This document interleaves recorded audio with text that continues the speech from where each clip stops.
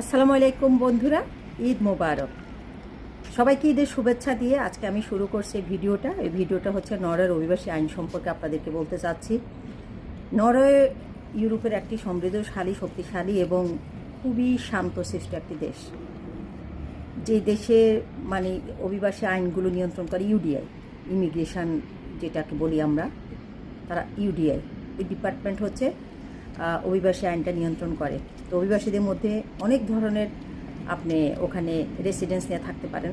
সেটা হচ্ছে ধরেন পড়াশোনা, পরিবার পুনর্মিলন, তারপরে ওয়ার্ক পারমিট, তারপরে হচ্ছে আপনার আশ্রয়ের প্রার্থনা, বিভিন্নভাবে থাকতে পারেন। যদি আশ্রয় প্রার্থনাটা একটু ডিফিকাল্ট, তো আপনি কাজের পারমিশনও হয়।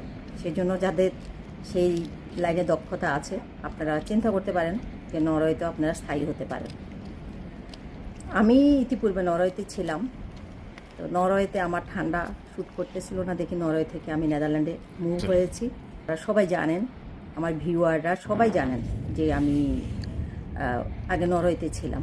তো যাই হোক, নরওয়েতে বৈধভাবে থাকতে হলে সাধারণত রেসিডেন্স পারমিট বাধ্যতামূলক। ইউরোপিয়ান ইউনিয়নের বাইরে নাগরিকদের জন্য কাজের ভিসা পেতে নির্দিষ্ট চাকরির অফার, শিক্ষাগত যোগ্যতাও পর্যাপ্ত বেতনের শর্ত পূরণ করতে হয়। বিশেষ করে স্কিল্ড ওয়ার্কার সম্পর্কে আপনারা সবাই জানেন। স্কিল্ড ওয়ার্কার ভিসা নরওয়েতে সবচেয়ে জনপ্রিয় অভিবাসন পথগুলির একটি। বুঝেন, আপনারা অনেকেই সেই দেশে লাভজাপ করেন, অথচ নরওয়ে কিন্তু অনেক ভালো একটা অপরচুনিটি দিচ্ছে। এছাড়া পরিবার পুনর্মিলন আইনের মাধ্যমে স্বামী স্ত্রী সন্তান বা পরিবারের সদস্যদের নরওয়েতে নিয়ে আসার সুযোগও রয়েছে। তবে আবেদনকারীদের স্থায়ী বাসস্থান এবং আইনি অবস্থান প্রমাণ করতে হয় আর কি। যখন আপনি ফ্যামিলি নিয়ে আসবেন তখন এগুলো আপনাকে প্রমাণ করতে হয়। নরওয়েতে সরকার অবৈধ অভিবাসীর বিরুদ্ধে কঠোর অবস্থান নেয়। আপনার অবৈধ কোনোভাবে নরওয়েতে থাকতে পারবেন, অন্য দেশে যেমন অবৈধভাবে থাকতে পারবেন। আমি যখন ছিলাম তখন নরওয়েতে 50 ক্রোন ভাঙতে গেলে আমাকে 10, 15, 20 কিলোমিটার সাইকেলিং করতে হইতো। ওখানে ক্যাশ টাকারও কোনো লেনদেন নেই। যাই হোক, ভিসার মেয়াদ শেষ হওয়ার পর অবস্থান করলে জরিমানা বা বহিষ্কারের ঝুঁকিও থাকে ওই দেশে। নরওয়েতে স্থায়ী বসবাসের অনুমতি বা পার্মানেন্ট রেসিডেন্ট সাধারণত কয়েক বছর বৈধভাবে বসবাস ও কাজ করার পর পাওয়া যায়। বুঝতে পেরেছেন?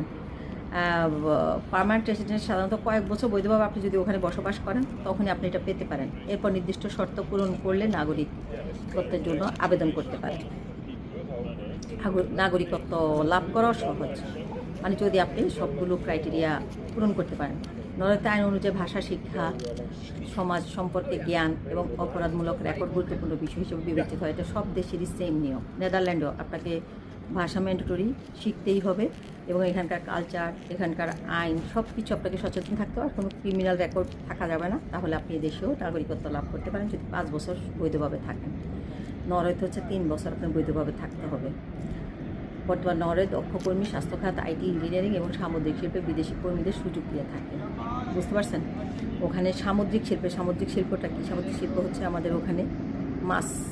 ওখানে কী মাছ? Salmon fish. নরওয়ে স্যালমন ফিশের জন্য খুব বিখ্যাত। তো সামুদ্রিক শিল্পেও কিন্তু অন্য দেশ থেকে কর্মী নিয়োগ দেওয়া হয়। তবে যে কোনো আবেদন করার আগে সরকারি ওয়েবসাইট থেকে সর্বশেষ নিয়ম যাচাই করে অত্যন্ত গুরুত্বপূর্ণভাবে আবেদন করা উচিত।